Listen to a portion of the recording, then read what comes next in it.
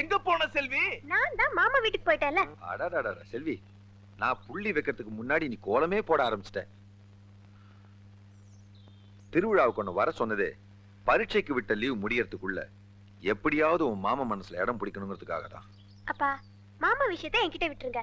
அவர் எங்க இருந்தாலும் சரி, எப்படி இருந்தாலும் சரி, டிங்கிரிடா கட்டிங்காலா.